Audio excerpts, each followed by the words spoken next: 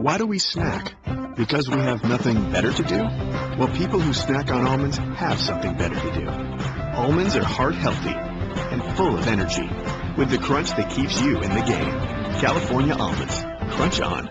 This is the Best of Mike and Mike podcast on ESPNradio.com.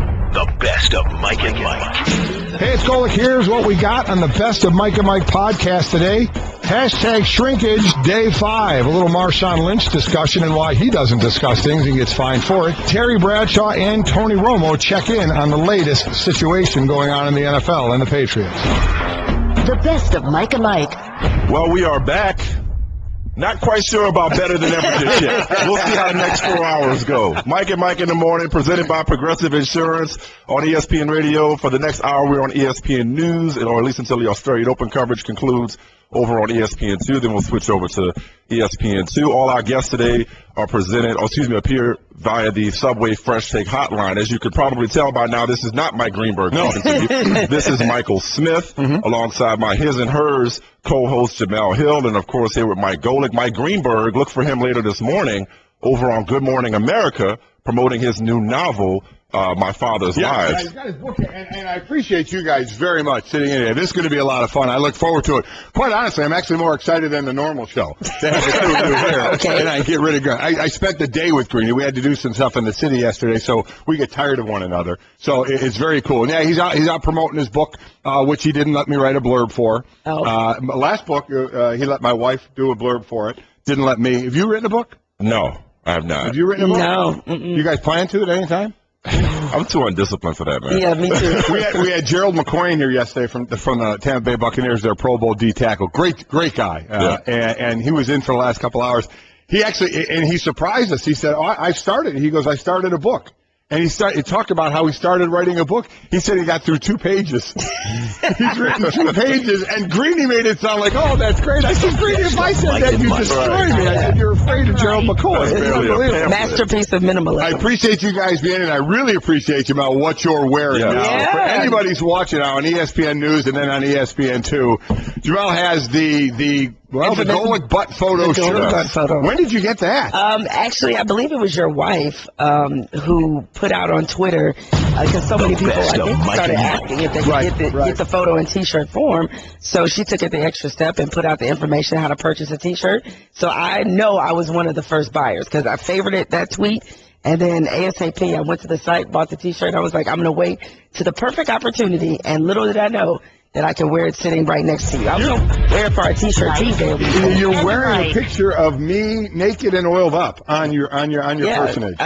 Your butt is technically on my chest. Take that how you will. I'm glad you did it. It was a great company, museclothing.com. They decided that they help with all this, and all the proceeds of it are going to a homeless shelter center in South Bend, Indiana. I figured that's best. Notre Dame. I lost the bet when Notre Dame lost to Northwestern, so we'd help a place there. So I appreciate this purchase. Yes, and I did know it was for a good cause, so that was really appreciate that. Though I'm going to have a really tough time. Yeah, I was about to say. Turning your way all morning is going to be difficult. You're going to have to look at your butt. That's going to be a little awkward for you to look at your butt. The only person it was more awkward for was when my son Mike took the pictures of that. As my wife was oiling me up, which, again, is a cool thing. In and of itself, in a vacuum, your wife is oiling you up, your spouse is oiling you up. That's what we want to think about. It's a good thing. But then there's my 25-year-old son taking pictures of it. As he said, there are some things you can't unsee. Well, speaking of awkward, 2 relatively awkward press conferences, to say the least, out of Foxborough yesterday. As I mentioned, all our guests will appear via the Subway Fresh Take Hotline. Those guests include Adam Schefter, of course, esteemed ESPN NFL insider. He's going to join us at 7:05 Eastern. Terry Bradshaw, Hall of Fame quarterback and 4-time Super Bowl champion.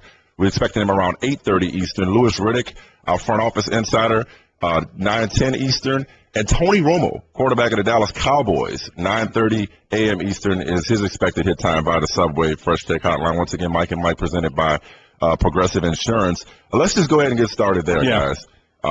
Yesterday, Tom Brady spoke following Bill Belichick. Belichick was as transparent, or at least we think transparent, forthcoming. He was as verbose as we can recall him being in any situation. Tom Brady, perhaps not so much, seemed a little uncomfortable up there, and understandably so. Golic, what was your reaction to it? Yesterday when we talked about this, I thought Bill Belichick would come out with the I think a lot of people expected it's under NFL investigation, and not saying anything more than that. That's what I expected. We'll let them investigate, and afterward we'll worry about it. He was very upfront. Yeah. I thought the most I've ever heard. Extremely transparent. Extremely believable too. Yes. I mean, he spoke, and I said, okay, because Tim Hasselbeck, we played some sound from him from a couple days ago. We played it yesterday, where he said Bill Belichick, the coach, is not involved. He said, because we've had from so many quarterbacks about the process of the footballs, that he said the coach doesn't know. It's the quarterback, it's the equipment manager, ball boys, whoever is helping with getting the footballs ready, legally, supposedly, during the week, and the coach has no idea. I didn't really buy that. I thought a coach knows everything, especially that coach. A guy like Bill Belichick who's quizzing his players in the hallways during the week in different scenarios. But I completely believed him. And then with Tom Brady, Tom spoke and very matter-of-factly, like, I had nothing to do with it. I don't know anything about it. And by him speaking, Jemele, he sounded believable, but the hard-to-believe part is, then what happened? Are we to believe that an equipment manager on his own, a ball boy on his own, just deflated these footballs? I mean, that's the tougher part to believe, though. So Tom Brady, to me, sounded somewhat believable. I don't think, and I know a lot of our analysts we're going to talk to didn't believe him. Yeah, I guess starting with Bill Belichick, like you guys, I was struck by his transparency, the fact that he seemed to be legitimately bothered by the notion or the idea, the insinuation that he needed to stoop to the level of... Didn't he? He kind of almost emotional. Yeah, he did. That he needed to stoop to this level in order to win games or to create some kind of competitive advantage. Although I would counter the fact that he created that perception with Spygate and some of the other things that the Patriots have been accused of over the years. All that being said, when it came to Tom Brady, that struck me a little bit differently. Quite frankly, I've never seen Tom Brady look so vulnerable. I've never seen him never been in that kind of position. Legitimately look shaken. At times, his voice was cracking. He almost seemed like he was on the verge of tears. I thought he was going to cry in the car. Yeah. I thought he was going to cry when he left. Yeah. No, he seemed that way because I think if you think about his entire story, Mr. 199 is what I often refer to him as. He's had to work really, really hard. He's a self-made quarterback. He wasn't a guy that everybody thought was so naturally talented. He had to scrap and fight for literally everything that he has. And so I could imagine putting myself in his shoes, being in this position, facing this kind of scrutiny, questions about his character for the first time in his entire career, and having to face all this before what is supposed to be a celebratory week, one of the biggest weeks of his life, to put him in, he was already in a rare class as a quarterback, to put him in even rarer air, and now you're dealing with this. And I heard, and I'm sure we'll play this out, I heard what Jerome Bettis said, I heard what Mark Brunell said. Call me stupid, naive, I'm falling for this banana in the tailpipe. I think he was telling you the believed truth. him. I believed him. You believed him. Michael, I want to get your thought on that, but I got to follow up on this. Yep. Now, again, I don't know how you couldn't have heard. The footballs were tested before the game and were fine. And at halftime, they were tested, and 11 of the 12 were highly underdeflated, and the 12th one was under as well. So something happened to those footballs. So if you believe Bill Belichick, and I believe Bill Belichick, if you believe Tom Brady, and we'll get into what others think, what do you think happened? I'm not sure what happened. Oh, well, let me clarify something. I believe what he said, but there was also a lot he didn't say. Okay, so the statements he made, I believe those, because I just don't believe that Tom Brady is a pathological liar. Okay. But I'm sure there were a lot of details he was withholding. So you can massage the truth a little bit. Well, I don't know if he massaged it, but I do. When he said he doesn't know what happened, I can sort of envision a scenario or two where it could be plausible where he would not know. Because whatever happened, I'm guessing it wasn't the first time that whatever was engaged in. So, do you believe him? Well, I'll tell you in just 1 second. Of course, Mike and Mike is presented by Progressive Insurance. We'll compare rates for you so you get the best deal, even if it's not with us, saving you time and money. Now, that's Progressive. Call or click today. Michael Smith. By the way, you're going to have a whole lot of fun doing all this. I know, right? This is so much. Yeah. Michael Smith in for Mike Greenberg, alongside his and hers co-host Jemele Hill, and, of course, you all know Mike Golic. If you want to join in on this conversation, of course, hit us up on the 1-800-Flowers.com Twitter feed, at ESPN Mike and Mike. at Mike and Mike. Also, email us at mikeandmike@espnradio.com. You still got the hashtag shrinkage going? I know that was... Well, the last 2 days we had it trending. If you want to throw it out there, I just like saying the word. I mean, no guy likes hearing that, as we know. There's not a guy in the world that likes hearing that term. Well, what's interesting is this story is doing anything but shrinking. I mean, the local news, the national newscast, broadcast news, all led with deflate-gate. Even the TNT NBA games, they were talking about the deflated basketballs, and they were getting into deflate-gate.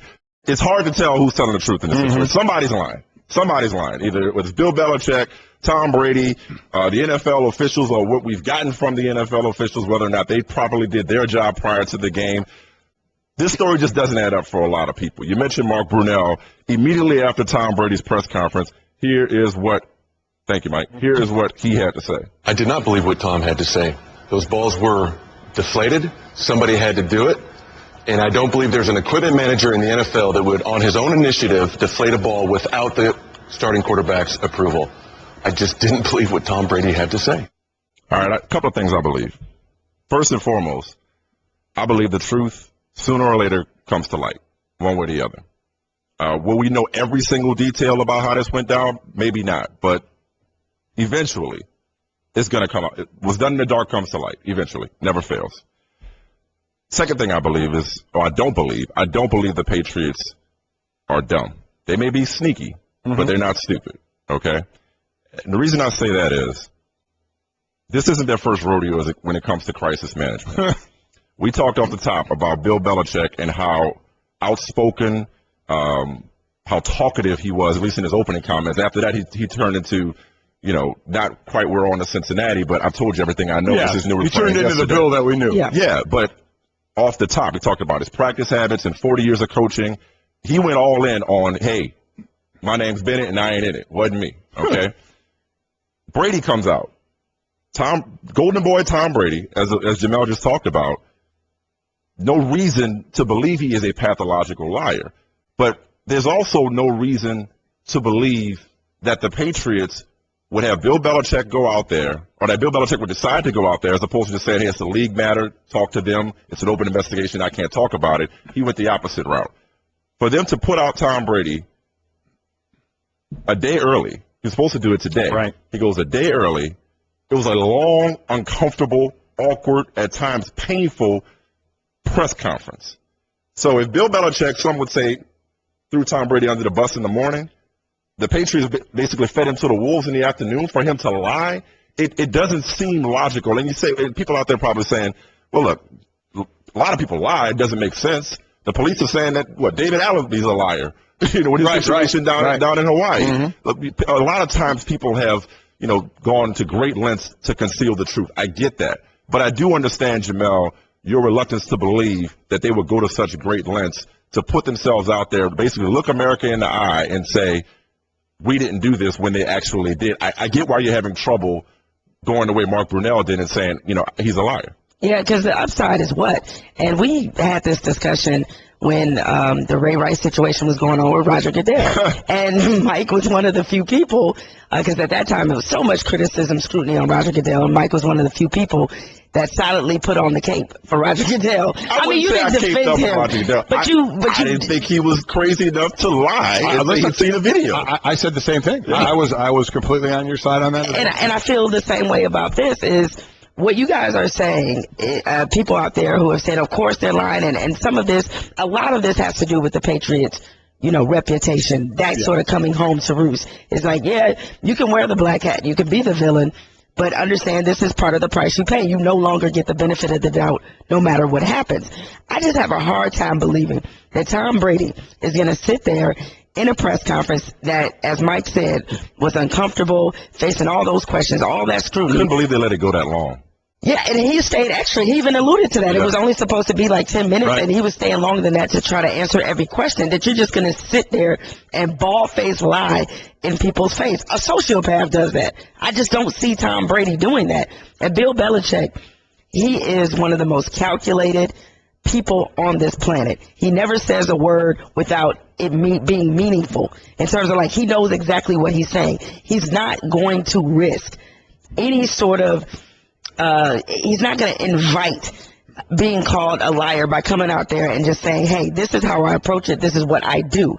We know what he does with the injury report. We know, about Spygate and other things. I just can't see either one of them putting themselves out there like that, only to be completely lying in the end, especially we had Mike Holly on his and hers yesterday. And he brought a Patriot reign. Yeah, and he brought up a great point, which is that Roger Goodell, him and Bill Belichick are not best friends. They don't get along. They don't even like each other. But Roger Goodell and Kraft do. They do. Yeah. But why would he? I just don't see the upside in him just getting out there and exposing himself by telling a bunch of bald-faced lies. Brian Dawkins was also on NFL Live yesterday, and he agrees with you. The footballs were deflated. We do know that, all right? We have two individuals now have come out to say that they don't know how that happened. It magically happened to every last one of those footballs, I think 11 out of 12. Something, it just does not make sense. Why go this far with this? Yeah. It's unbelievable. Why, he's saying, why go far with this? Doesn't make sense to lie like this. And we put a vote up, MikeandMikeVote.com. We put the simple question: Who do you believe after Thursday's press conference? Belichick, Brady, both, neither. Those are your four choices. Who do you believe after Thursday's press conference? Belichick, Brady, both, neither. Did you see the Sports Nation poll? It was unreal. Everybody believed him. Outside of New England, nobody believed him. I thought I saw a poll where I think it was believed him. Yes. Well, maybe it changed. It might have changed. Right. We'll get it confirmed. The last one I saw was, do you believe Brady and Belichick? They carried New England. Yeah. Outside of New England, it was nothing rare. Yeah, I mean, there's certainly a lot of hate, and I know Teddy Bruschi spoke up on this, said it's really more about hate against New England than anything else. Do we both believe the balls were tampered with? The footballs were tampered with? Do we both believe that? Well, the evidence suggests that happened. I mean, if the officials are saying that when they checked the footballs, everything checked out, right, and then for it to wind up in the situation that it was, between them checking it out and the balls getting to the field, something happened. Here's what I don't believe. I can't believe. Why haven't they talked to Tom Brady yet? That was the next thing. Because you asked the question, do we believe the balls were tampered with? Clearly, they were. Some way, somehow, whether it was with Brady's knowing or not, whether it was Belichick's knowing or not, somehow there's a difference in the balls between pregame and halftime, all right? But what I don't understand is how the league, look, Brady's right. It's not ISIS, but it is a crisis. Right. How the league can let this go an entire week leading up to the Super Bowl, having not talked to the person who handled the balls on every single play. If I were the NFL, are they too busy worrying about who was texting from the Browns press box? Like if I were the NFL, I would have bust up in Gillette Stadium like the DEA, like the ATF. I'd have kicked in the door and be like, "Give me all your files." Everybody in the room. I'd have got Benson and Stabler in the room, and we'd have got to the bottom of this immediately because this is getting out of control. Because why would they want this story to drag in the Super Bowl week? That's exactly right. Look, as you said, why haven't they talked to Tom Brady? All right. It's either one of these scenarios. Either one, they're thinking stupidly that this will quietly go away. Two, maybe he's not the primary suspect. I mean, I would imagine if you really thought that he was at fault, that he conspired to do this, to tamper with these footballs, he has got to be the first person in interrogation. But maybe for whatever reason, they don't believe that he is. People right out of the gate, the first couple of responses I'm getting, Matt says, thank you, Jemele. Why would Brady lie? Why would Belichick lie? In this day and age where people find out everything, why lie? They both told what they knew. And I think Bill Belichick is definitely going to get the thought that he told the truth, but a lot of people, especially, and here's where, even though I played the game, and Gerald McCoy again in here yesterday, we don't handle footballs. Even DeQuell Jackson, the linebacker who intercepted the ball, and that ball supposedly started all this, we have to DeQuell Jackson play him. He said, it wasn't me that said anything. You were the guy that intercepted the Tom Brady pass that started the deflate-gate. What do you think since that point? All this stuff has unfolded now. You know, I have no idea. Like I said, I was doing my job. I was at the right place at the right time. Made a heck of an interception on a great player. And I wanted to keep it as a souvenir. And right now I'm still trying to find that souvenir. So I'll let the powers that be handle it. And I guess I'm in the middle of it. So it wasn't you that said this ball seems a little bit flat. No, I'm a linebacker. I'm a defensive guy. So if anybody recognized anything, it definitely wouldn't come from me. So he said Wasn't me. Wasn't me. I didn't say anything. And I told the story about when I was in Philly. Jeff Eagles was our punter. He was the one who took the footballs into the sauna and got them ready during the week for how everybody into the sauna. Oh yeah, warm them up, manipulate. Oh, it's unreal how much work they do on these footballs. Did he give them a pedicure? It's amazing. They work on these more than they would work on their bodies. It's unreal how they get the balls how they want them. So we're getting the one thing. I think on the other side is we're getting all the quarterbacks out there, the quarterbacks saying that they don't believe Tom Brady, that's saying you know exactly how a football feels. Tom Brady even said at one point, I like the footballs at 12.5 PSI. And then another part in the presser, he said, I can't really tell the difference. And so a lot of people, especially quarterbacks, were like, well, wait a minute, which is it? You know, if you like it at that inflation, and you know what that's like, and then you say you don't know the difference. So, to me, they both sound believable, Belichick and Brady. But to the guys who handle the footballs all the time, the quarterbacks, and we're going to hear from Troy Aikman as well. Yep. I mean, it really, they are just absolutely throwing Tom Brady under the bus. Mike and Mike. The best of Mike and Mike. Michael Smith Jemele Hill of His and Hers, sitting in for Mike Greenberg, who's appearing on Good Morning America later today. Mike Golic is carrying us so far, but we're going to try to make it a little easy. No, I'm digging this. I love this. I love Jemele's shirt. Again, anybody watching on ESPN News will be on ESPN2 after our coverage of the Aussie Open is over. She has my butt photo on her shirt. You guys so known for your T-shirts. I love it. I think it's fantastic.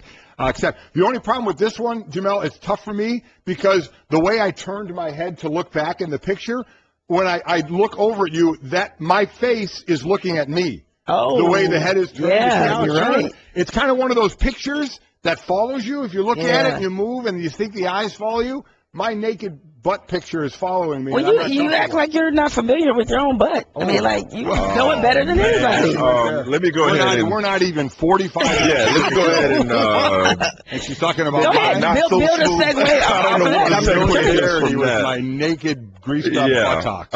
Anyway, we're still trying to sort out exactly how this whole deflate-gate thing went down. There's a lot of incomplete information. I mean, if you got, both Brady and Belichick saying we've told you all we know and what we know is nothing. The league hasn't even, at least as of yesterday, talked to Tom Brady yet. Is that the surprising? To me, that was almost the most surprising thing out of this. Hey, wrap it up, babe. So we got a Super Bowl. Well, there's one of two things. You wait till after the Super Bowl because though people were bringing it up, there's no way there was going to be a suspension of anybody in the Super Bowl. The Super Bowl wasn't going to be affected. So you either come out and say, we're going to take care of this after the Super Bowl. This is our biggest 2 weeks. We have the Pro Bowl. We're going to wait till after, and then we'll do it. Or you get it done now. So I do think, the league is really trying to make up for some of the things they've done wrong. And I think this is something they could have done. Really get after this thing quick, or just say, we're going to wait till after our 2 biggest weeks. Well, maybe some of this, too, was them wanting to do their due diligence, because in the past, They haven't. And so now they're thinking, okay, and, as a public, we can't have it both ways. We can't want it wrapped up, but want them to be as transparent and as diligent as possible. I don't know the ins and outs of the investigation, obviously, but wouldn't your due diligence start with the quarterback? You would think. I mean, if you got so many former quarterbacks, including Tim Hasselbeck, our own Tim Hasselbeck, saying that those are the guys who, like their footballs a certain way, then why wouldn't they? See, that I don't know. I mean, I don't know where they've been so far. If they're not talking to Brady, who are they talking to? Well, you're talking to the guy who handles the footballs first, the equipment manager. Sure. He gets the footballs, and again, you get 12 to use. There's 12 backups. So as Brady said, before the game, he'll pick the ones he likes, the 12 he likes. Those will be the game balls, and you have the backup footballs. But it's the equipment manager who handles them. It's the ball boy or whoever the person is on the sideline. Right, but it appears to be common knowledge that those guys work in concert with the quarterback. Right. Listen, I agree. I'm surprised that Tom Brady hasn't been talked to at this point, and I wonder, and we'll have Adam Schefter up at the top of the hour, and we can maybe find out who has been talked to or where they are, but there does seem to be something that went on here, and now it's going to. I think the next phase is going to be what's the punishment going to be if we ever find out what happened. So we have a vote up on MikeandMikeVote.com, and the results are coming in real time. Who do you believe is our question after Thursday's press conferences? Belichick's at 19%. Tom Brady's at 1%. 1%? Yes. Both is at 26%. Not bad, I guess. Neither, or neither if you prefer, is at 54%. Huh. So, and I mean, it is changing. It's unreal how the votes are coming in and changing right now. That's fascinating. I feel like we're on CNN. I know. We're not going to call it. I know. I was watching the movie when you read that. I was like, I don't know how the heck he's going to read all that. I'm just waiting for it to stop. But as you mentioned, Adam Schefter coming up at 7:05 with the latest. Terry Bradshaw at 8:30. We're expecting him. 9:10, Louis Riddick, the front office perspective. And, of course, Tony Romo at 9:30. We'll get another active quarterback's opinion about Deflate-gate and this entire process. But we still haven't figured it out, and we're reacting in real time without all the information, which may or may not be fair, but it is what it is. We're in the 24-hour news cycle. But a lot of people have already turned the conversation to the punishment before figuring out what, if any, crime was committed, including Troy Aikman. This whole comment by Roger Goodell, based on the Saints, when Sean Payton got suspended for the year and says, hey, ignorance is no excuse, that's going to come back and haunt him again. It haunted him during this whole Ray Rice situation with he himself, and now it's going to haunt Roger Goodell in terms of what the punishment is for the New England Patriots and Bill Belichick, if ignorance is no excuse and it wasn't for Sean Payton. And I think it's going to be severe. Well, now twice under Bill Belichick and possibly a third time, they've cheated and given themselves an advantage. And to me, the punishment for the Patriots and or Bill Belichick has to be more severe than what the punishment was for the New Orleans Saints. Hard to argue with that. Well, though maybe not. And I know, Jemele, you have the reason why. But first the comparison and what Roger Goodell said as far as ignorance isn't an excuse. Yeah. And then that came back to haunt him a bit in the Ray Rice situation. Mm-hmm. And quite honestly, that statement can haunt him here. Even if you say, Bill Belichick didn't know, but should he be responsible for everything that's going on? So how far do you want to carry that statement? As far as Bountygate, listen, I had my whole issue with Bountygate. I didn't think they had any proof, quite honestly. You go back and look at the penalties during that time. They were one of the least unsportsmanlike penalized teams if you were going after somebody. Just because of what Greg Williams said in the locker room, I can tell you a whole lot of things coaches said in the locker room that you would shudder at. So I thought that was too much there. But, Jemele, they've kind of talked about a range already of what this would cost. And I should point out, a good courtesy to 103.3 FM in Dallas. That's where Troy Aikman appeared when he made those comments. Yeah, look, the punishment, I think this is where we get into the territory that has been brought up a lot since this first unfolded, that because this is the New England Patriots and because of their history and their reputation, that is fueling so much of this. People have completely forgotten what the actual punishment for this crime or alleged crime, however you want to put it, is. It's a fine of $25,000. So if this was such a egregious crime that truly tainted and compromised the game, I have a feeling in the rule book it would be worth a lot more. Now, they can certainly find more than that. I'm not saying that the Patriots will get that. Well, and Goodell alluded to that in a letter to, I believe, the owners of the competition committee after Spygate, that, in matters of, competitive imbalance, integrity of the game, that he needs to come down harder. And I think what you're basically saying, Mike, about, Bountygate and the punishment, maybe two wrongs don't make a right. So maybe Bountygate should not be the template.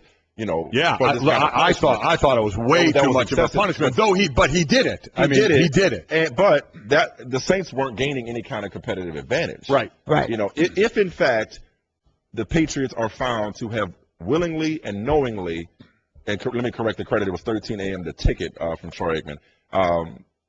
If the Patriots are found to have knowingly and willingly conspired to gain a competitive advantage by doctoring the footballs or altering the footballs, then the league has to put them at a competitive disadvantage going forward. So taking draft picks, cap penalties, suspension. That's it. When you just said that, this then sounds more like what you explained about Spygate. Looking for a competitive edge type of a deal. That's what you're talking more about here, and that was $500,000 fine and draft picks.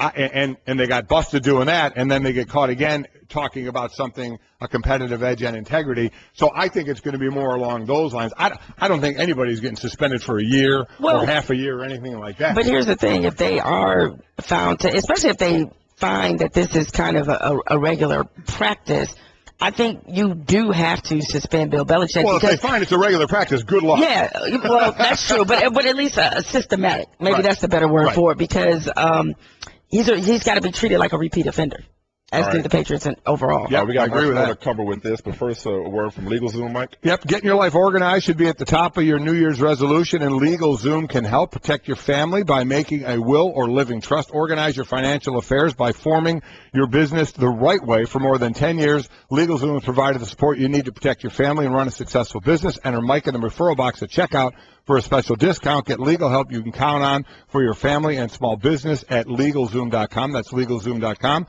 LegalZoom, not a law firm, but can connect you with an independent attorney. Again, Michael Smith Jemele Hill in here for Greeny. He is out promoting his book today. When we come back, we're going to talk about the Kobe Bryant injury. How severe is it? Is he done for the year? And if he's done for the year, is he done for the career?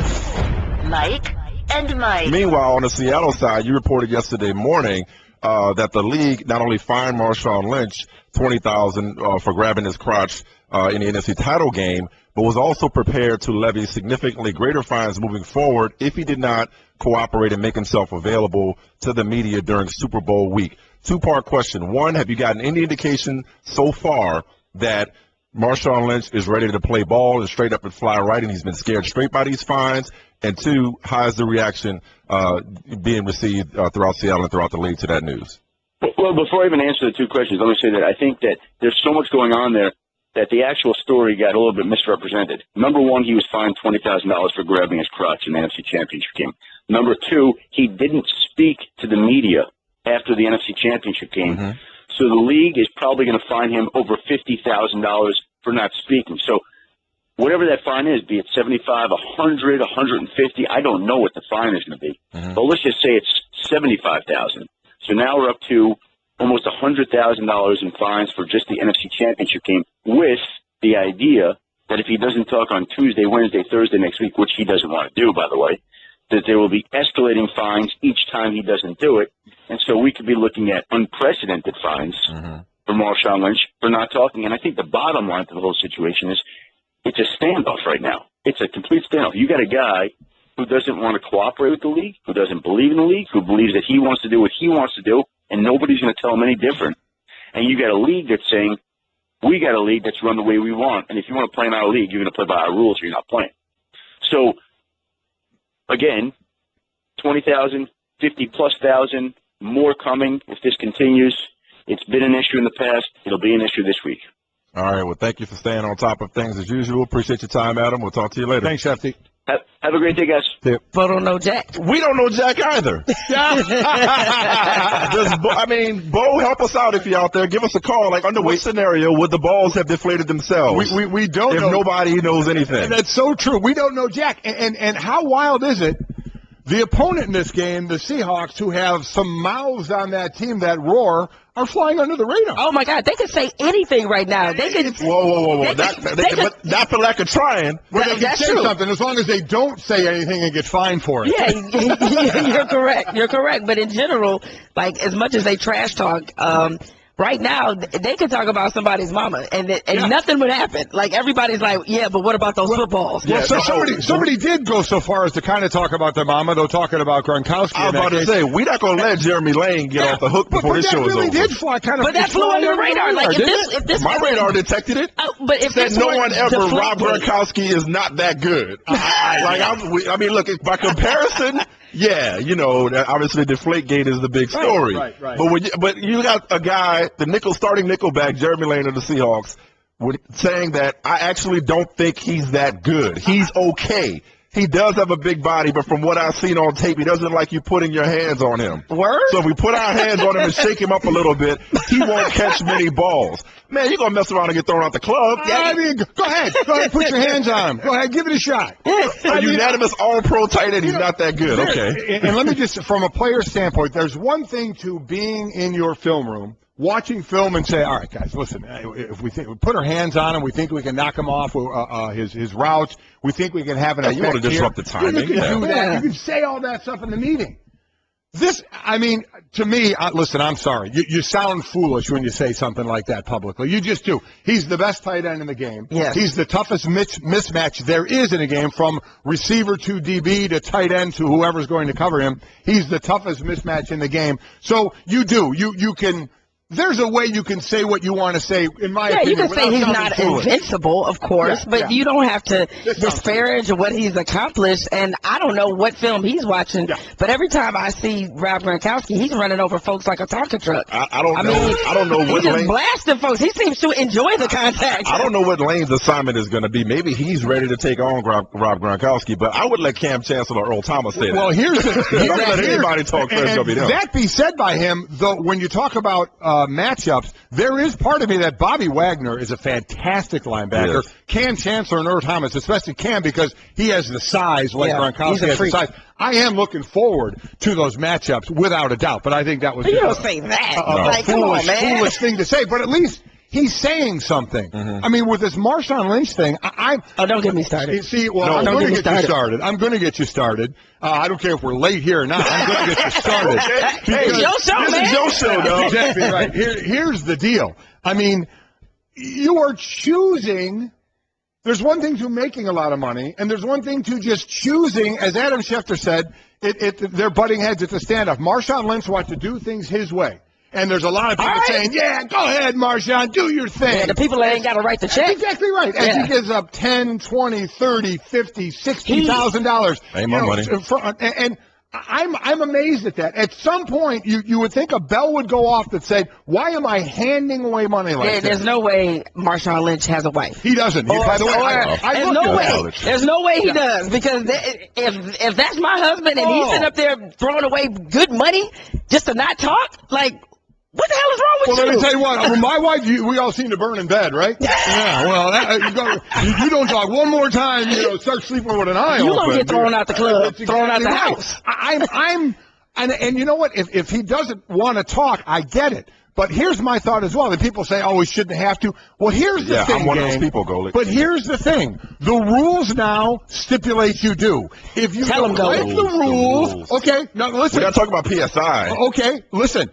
But it's a rule. I don't like driving 55, so I drive 65. If I get caught, I pay the consequences. I don't particularly like that rule either. I'll be honest. To me, if you don't want to talk, don't talk. But until you change the rule, then these are the rules they play by. Right. Play by those rules. Okay, so fine. You don't have to play by the rules. Y'all don't understand it, but if he's willing to get fined, get fined. While I appreciate the speeding analogy, this is not a matter of public safety. And my issue with this entire conversation about Marshawn Lynch, and Jemele and I often have to be separated whenever we discuss it. I'm glad I'm sitting in between. I understand what you guys are saying. There's a rule in place.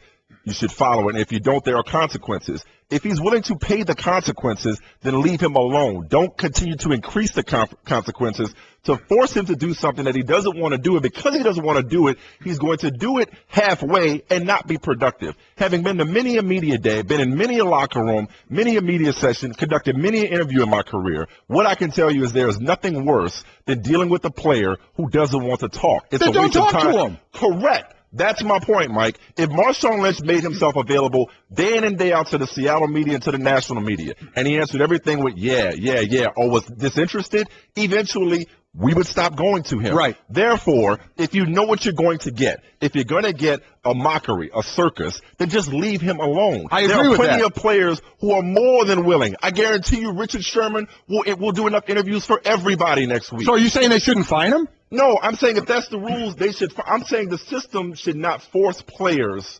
to talk to the media if they don't want to. Well, to me, this is not 1950. To me, you're saying two different things. No, I'm not. No, you are. You're saying the league is forcing him to talk, but then you're talking from the reporter side, and I'm with you. If I go to a guy and I ask him a legitimate question, he says, "Thank you very much." I'm saying it's not that serious, No, I agree with you, but the league has to fine him, because if they just sit there and say it's just $10,000 and we'll keep fining, $10,000, then other guys are going to say, "Well, that's exactly. $10,000." You can't have different rules for different people. Okay, maybe you didn't understand me.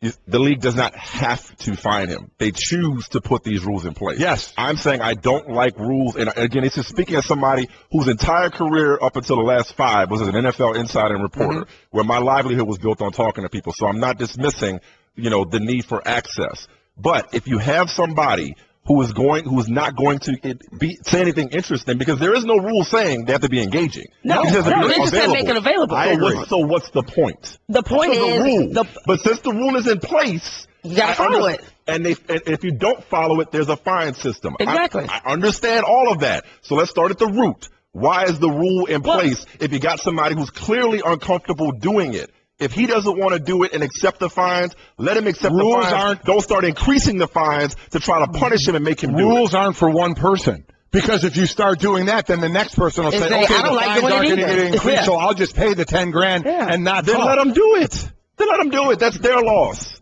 That's their loss. That's up to them. There are plenty of players who will talk to the media and who will be accommodating. I don't believe that everybody. Look, okay, I started my career. This was a long time ago. I started my career. Okay, now we've gone too long. Here, let's take a break, and then we'll come back and continue this. See, you got me all off. I did. But Ray's going to start yelling at me. Yeah, sorry about that. I know he likes to talk. So we'll continue. Did you have to get that in there? Yes. As Jemele sits here with a picture of my nakedness on her shirt. So that's probably why he doesn't trust me. If you're watching on ESPN2, Jemele Hill. Got my butt photo on. But you've been focused. You haven't been distracted. It's tough because I'm looking at myself. I'm looking at me on that, and it's disturbing me. But I dug what was going on last segment here. So we started talking about the other side of the equation. There's actually a Super Bowl, actually a game going to be played, and it's the Seattle Seahawks, who we know can speak up a little bit, and anything they say can go under the radar now because of deflate-gate or hashtag shrinkage, however you want to look at it. So we're talking about the side of it, and Marshawn Lynch got fined $20,000. Can we at least agree on this? He got fined $20,000. This is the third time he's done the old crotch grab in the end zone. Can we stop that? Yeah, he doesn't have to do it. I mean, can we? Yeah. You know what? Just an ounce of class. All right. Great football player. Dig all that. I forget the young man's name. Number 13. I'm sorry. I just drew a blank. He got fined by the league. For Seattle. Yeah. Chris Matthews. Yeah. He got fined as well. And Lynch tweeted about it. He got fined for coming out and shaking his hand in a certain way. I think that it was perceived as another obscene gesture. Yeah, I mean, but the and his salary is much lower. Yeah, the crotch grab. Come on. I mean, seriously. But forgetting that, he's getting fined again for not talking to the media.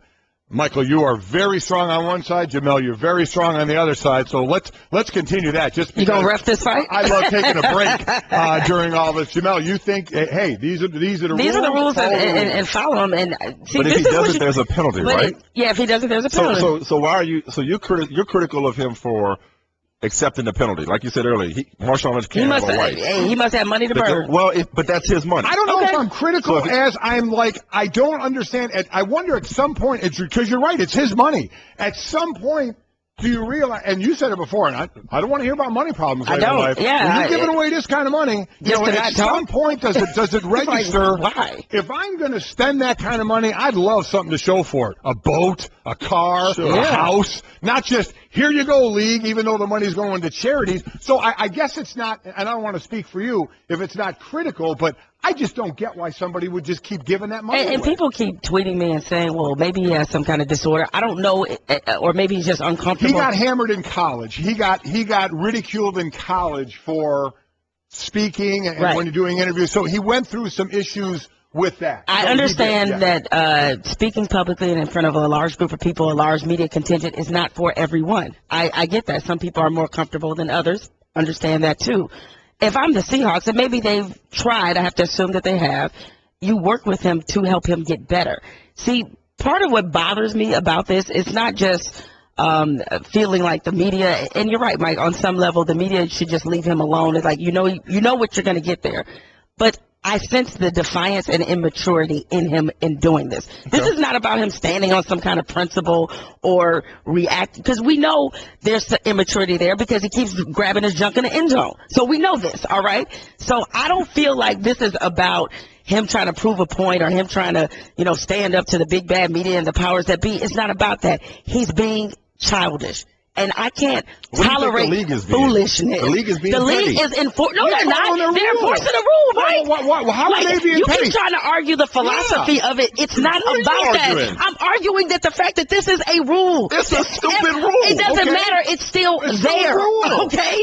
It's a It lot of stupid shouldn't be. rules. I'm sorry. but you can't argue. I'm going to go wire on you. I want it to be one way, but it's the other way. Yeah. I get that. Yeah. I get that. And that's the end of the I mean, argument, that's though. not the end Yes, of the it argument. is. Because you're sitting up here saying, well, he's crazy for forfeiting all this money. I don't even need to give him the uncomfortable pass or the condition or whatever his being uncomfortable in front of crowds or having some kind of anxiety. I don't even need to give him that pass.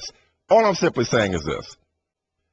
If he chooses to incur the fines because he doesn't want to talk to the media, the league is increasing the fines to make him do something that he clearly either is uncomfortable or simply does not want to do. To what end? To prove a point that we're the boss and you're the worker? It's to prove this But if he point. sits at the You podium- can't make different rules for different people. No, they're not making different rules. Yeah. There are rules in place. Yes. And they have a fine system. Why are you increasing the fine to make him talk? So keep the fine where it is. But that's not the rule. The rule is then change the rule. If you want them to change it just for Marshawn or change the rule completely? I'm not saying they have. First, I don't think at a foundation, because we're talking about several different levels here, so I want to make sure I'm clear on this so there's no confusion. At its foundation, I think in 2015, I don't think that the players should be forced, at the risk of a fine, to talk to the media. Okay. Should there be locker room availability? Of course. Should there be access? Of course. But I was saying a couple of segments ago, maybe I was just brought up hard because my first job out of college was covering the New England Patriots right at the start of their dynasty. And I can't tell you how many days I spent in that locker room talking to a bunch of reporters because those are the only people in the locker room to talk to because they were all in the training room, okay? So one way or the other, I found a way to break stories and do my thing, okay, as most reporters do anyway. So and I understand that struggle. I appreciate that struggle. All right. What'd you say? We running out of time? What happened? Yeah, we got. Finish your thought. I'm multitasking at its finest. Yeah. I'll wrap this up quick. Wrap it up, B. I'll be quicker than the NFL's investigation. Oh, wow. What was I saying? Oh, so I understand, the need for access.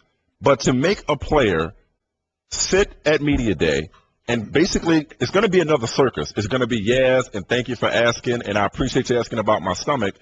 Then what's the point of it? Like just to say these are our rules and you're going to follow them. Why doesn't he just grow up? But Jemele, just grow up. Because if he can formulate, I'm thankful, he can formulate a sentence. That's not a solution. That's advice. No. You're saying why does he just grow up? Because he doesn't want to. Because he's a grown man. Oh. And if he wants to be he's not a grown man. He's acting like a child. Well, legally he's a grown man. If he wants to act like a child, that's his choice. It is and his he doesn't choice. want to talk to the media. It's his choice, which comes with consequences. Right. But the solution is not for the league to continue to increase fines to make him do something that's at best at best is unproductive. At worst, is painful. That's all I'm saying. And what I'll Does say that make sense this time? It makes complete sense to you. Just And make then sure. my answer to that before we go on is they're not doing it just for Marshawn Lynch. They're doing it so other players don't start to do it as well. It's like when the union. No, the other players can do it and they can get fined. Right. That's why they talk to the media so they won't get fined. Right. Some players have sense enough not to volunteer That's money. exactly right. So what's the It's problem? like when the union backs a Who player, knew? it's like they're not backing that player, but they're also backing for the next thing that happens. And the next thing that happens is it's kind of a coverall thing as well. The best of Mike and Mike. Mike and Mike. Let's get Terry Bradshaw's take about the Subway Fresh Take Hotline. That's four-time Super Bowl champ Terry Bradshaw. He's going to tell us about DiGiorno in just a second. Terry, first question right out of the gate. Who or what do you believe? Let me guess what that would be. Yeah, exactly. Who or what do you believe after yesterday's press conference? And I had a hard day yesterday. Yeah, who do you believe after yesterday's press conference? Oh, man, I tell you, I kind of sat back and then just enjoyed watching everybody squirm. You could tell that the time was extremely uncomfortable. His body language told me that he didn't like being there whatsoever talking about air and the football.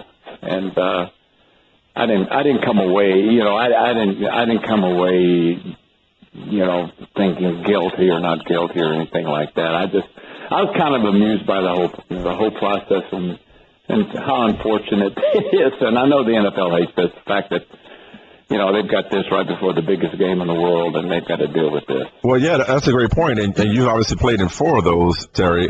Tom spoke to his teammates yesterday, and reportedly, he wouldn't divulge much information, but reportedly, his message to them was, hey, just focus on the game. The game has grown exponentially, even since you played in 4 of them. Is it that simple? Will they be able to focus? We've seen the Patriots respond to adversity before, see Spygate in 07.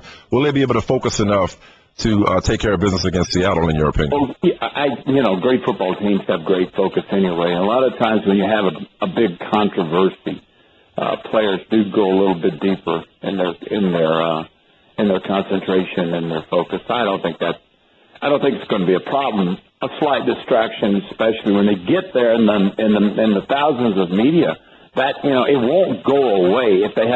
If someone fell on the sword today and said, I did it, and nobody knew I did it, I did this on my own, then it kind of starts going away. But here's what's going to happen. Unfortunately, it's going to go right up to game day, and I'm sure that NBC is going to have a camera right there where the guards are standing before the door, and inside the door are the 48 footballs, or how many they have for a Super Bowl, assuring the world that they have not been tampered with, no one has touched these, and they were with the quarterbacks when they came in and looked at them. If they could do that, I never in all my years of playing ever went in and said, I want this one, this one, this one, this one. Done that not one time. We beat them up and did a lot of things to them. Soaked them in water, put them in an oven. We did all we could because they're extremely hard to throw, especially when it's cold and they have that glaze over them. So I understand all of that, but yeah, you push past that because it is the Super Bowl, and you can't allow this to be a distraction. You can't let it be an excuse for losing, and I don't think that is going to happen. And the 2 people that are going to have to deal with it are Brady and Belichick. They've already started their dialogue, and the fact that the NFL hasn't even talked to Tom Brady yet interests me quite a bit. I want to know why they haven't done that. I think that was the most surprising thing, quite honestly, that came out of both of those press conferences. And so let me ask you this in general, because obviously in a situation that involves football and on the field, we ask, obviously, I'm a former player. A lot of former players are talked to, especially quarterbacks. And it's run the gamut of, this isn't that big a deal, to Troy Aikman saying if they're found guilty, the penalty should be worse than Bountygate and what went on with New Orleans. So I guess I would ask you, is this a big deal? If this was done on purpose, is this a big deal, and should it bring, a lot of discipline against New England, or is it not that big a deal to you? And let me explain it this way. I've read quite a bit from NFL quarterbacks, and everybody has a different approach. You're 12.5 pounds PSI in a ball. If you take 2 pounds out of that in cold weather, the ball's still going to tighten up more than normal. But it is a noticeable difference. Do you draw back and go, hey, do I have a good grip? You know what? Subconsciously, when you're dropping back, your hands are moving around. It is just by nature that you're looking for the spot. But I would never, ever say to myself, 2 pounds, this ball is softer. It should be a little bit softer. I don't think it is something that's going to trigger coaches being, suspended for a season or anything like that. I don't think so. Now, if it goes all the way to the top and Belichick ordered it, could be. I find it somewhat humorous because they still scored 28 points in the second half with the balls that were good balls. Yeah. They were the good ones, 13.5 or 13. So the outcome of that cold game is no reflection on this team having the right to go to the Super Bowl. And it's just going to depend if it goes to Belichick. He's already been caught once and fined. That's where your problem is going to lie right there. But let's don't put them in prison. Everybody wants to put everybody in prison. Let's just let this thing work its way out. I said this. It's like the president. All this junk happens and everybody falls on the sword and he escapes.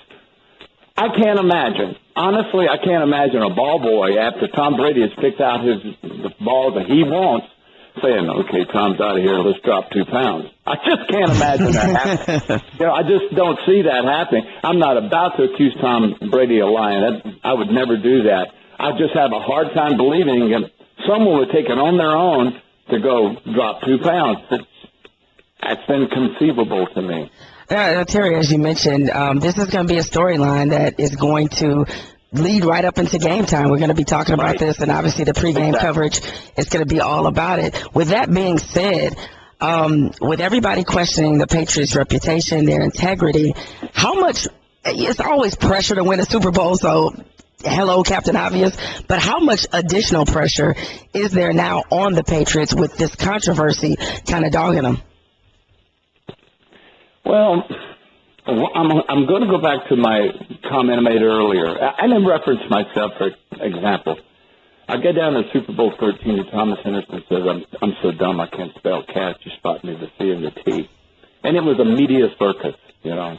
People checking my grades in college and high school. And it was such a monster distraction. And it chapped my butt to no end that I had to deal with it.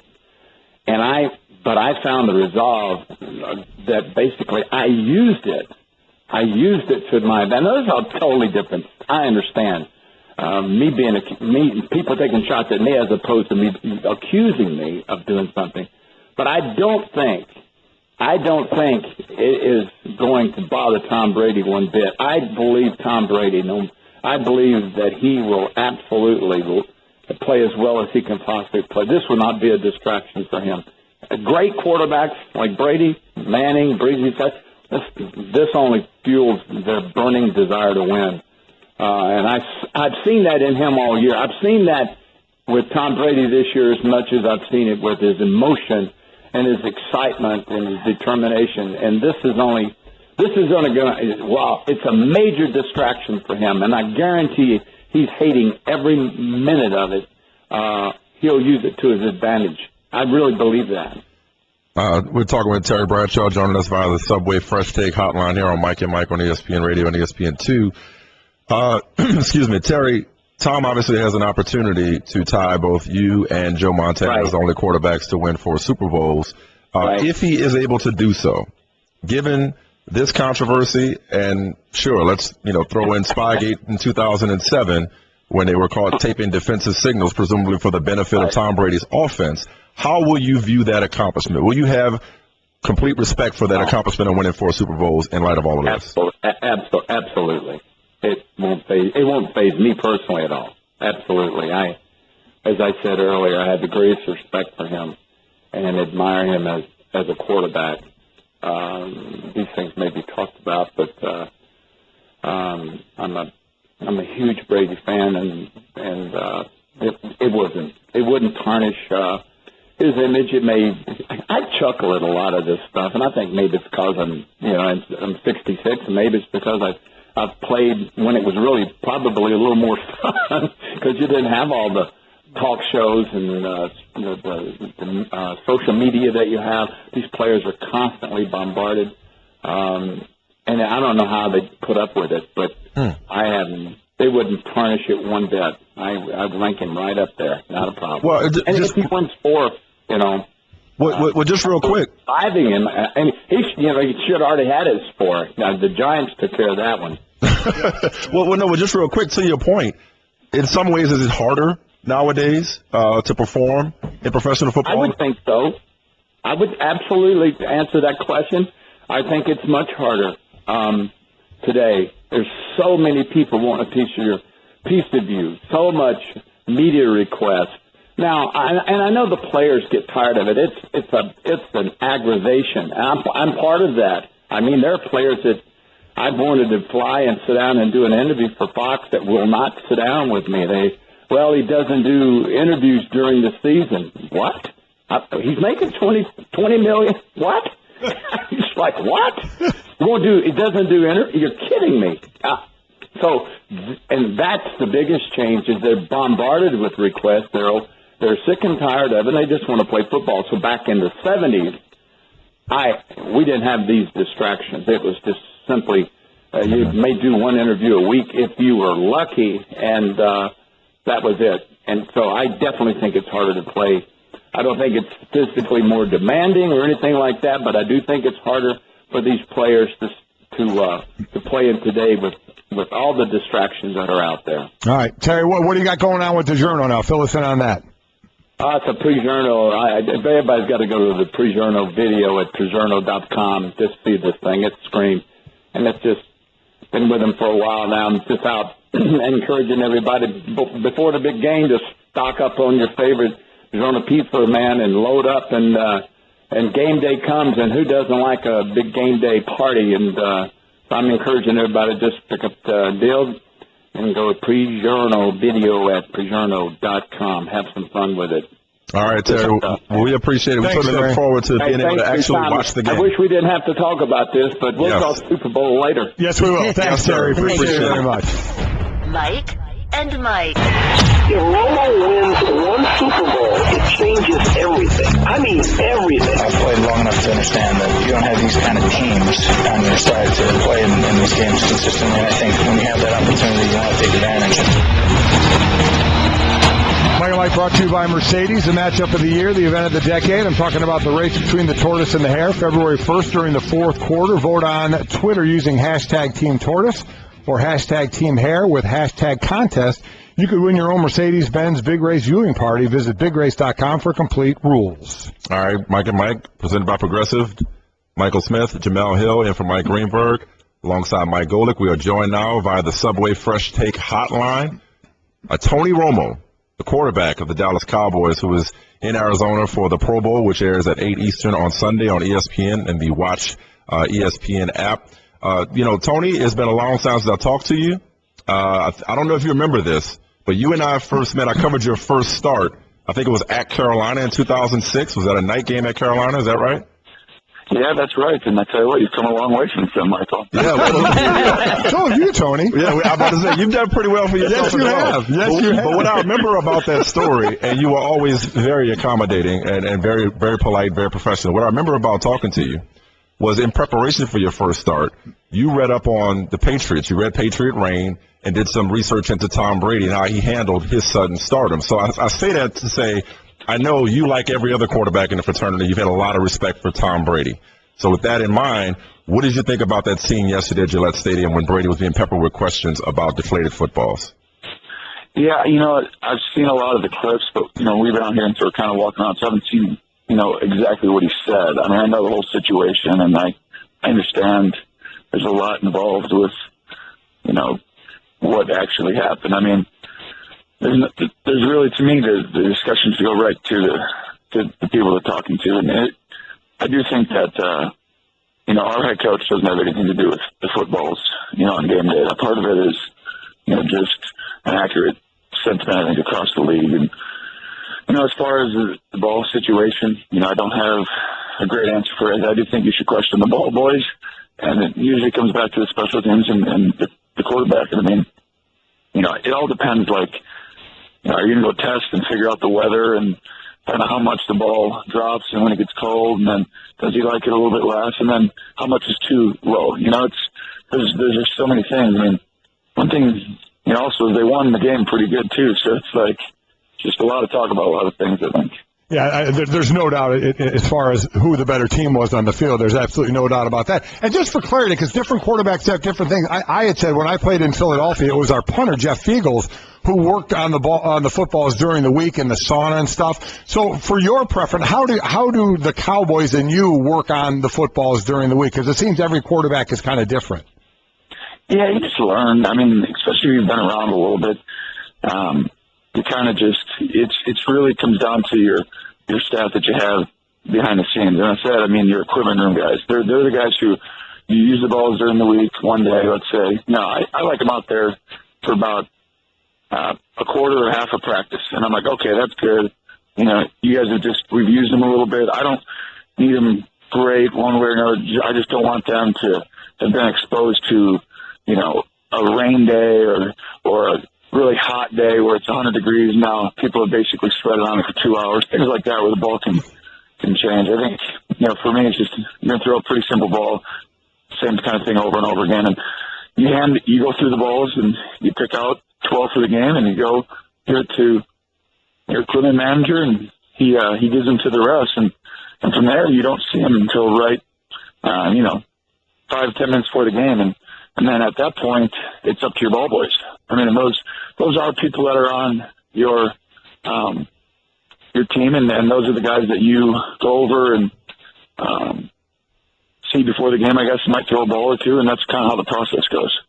Just to be clear, Tony, you're right. We know who the better team was when it was all said and done on Sunday. But how much is an underinflated football, if it's inflated beneath the regulations, how much of an advantage is it for a quarterback as you see it?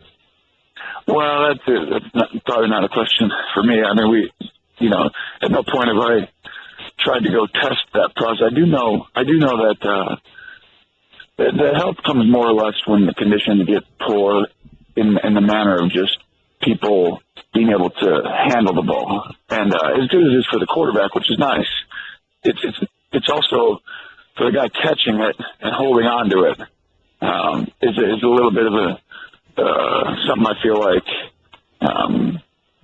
can be helpful, I guess. And I think that, when you throw that ball and it's wet out or it's windy or it's really cold, I think you'll find that the more you can grab it in that manner. Now, I keep saying that, but I also go back to our game doesn't, these things that we talk about, I do think that we also want to talk about them because it's the Patriots a little bit more as well. And I do think that whenever you're on top for so long, if you do anything, it's like the president. If there's anything that's even remotely questionable, it's going to go, it's going to be 10 times as big as if, some other guy from somewhere else across the country. So, it's a thing. We're going to talk about it. It's about the issue, the integrity of the game, and blah blah blah. But I also feel like we're really going to another level because it's this team who's been so successful. Yep. And you're trying to just kick them down a peg as well too. And so the league will do their investigation, and they'll come up with what they came up with, and that'll happen.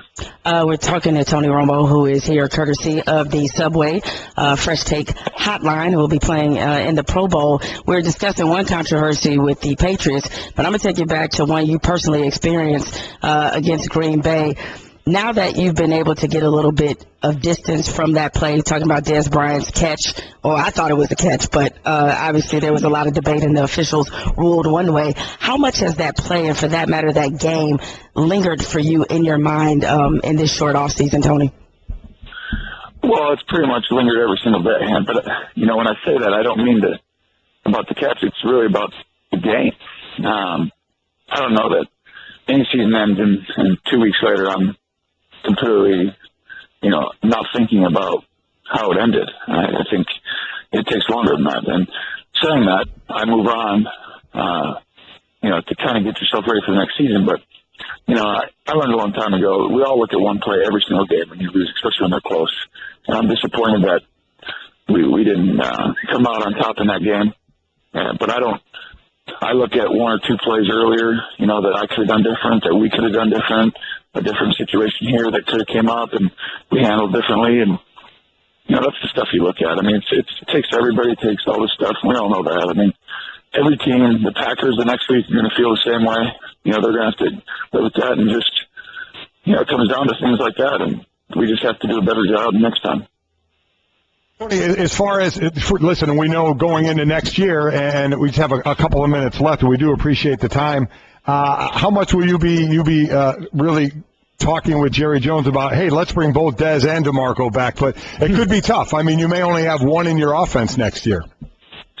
Oh, I'm pretty consistently, and everyone's here around the building about bringing them both back. I think everybody understands how great these guys are and how we're lucky to have them. And anytime you get, talented guys, and you can put, more than two on one side of the ball, you get 3, 4. If you're lucky enough ever to get 5, I mean, it's like one of those things where you can keep a run like a group like that together. You can make a run and be very difficult for teams to deal with for years. And I think that's what you're trying to build ultimately, is to have sustained success. And I just think that we have an opportunity to have that. And I know that there's a business side of the game, but obviously, where I'm trying to vote for. No doubt. And in about 10, 15 seconds, we really know you had one of your best seasons of all time, and it wouldn't have happened without the Notre Damer in front of you, right? No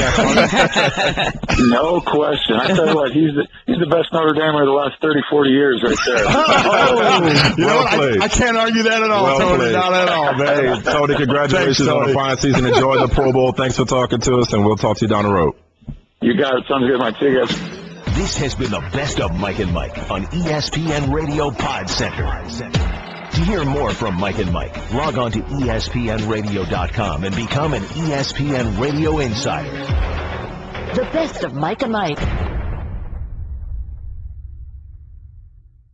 I'm Lex Friedman. I run my own business, so I know from experience hiring new employees can be tough. With so many job boards out there, you need to post your job on all the top job sites to find the best candidates. Now, with ZipRecruiter.com, you can post to 50-plus job sites, including Craigslist and social networks like LinkedIn, Facebook, and Twitter, all with a single click. Screen, rate, and hire the right candidates fast. Listeners of this program can try ZipRecruiter for free by going to ZipRecruiter.com/Mike. That's ZipRecruiter.com/Mike.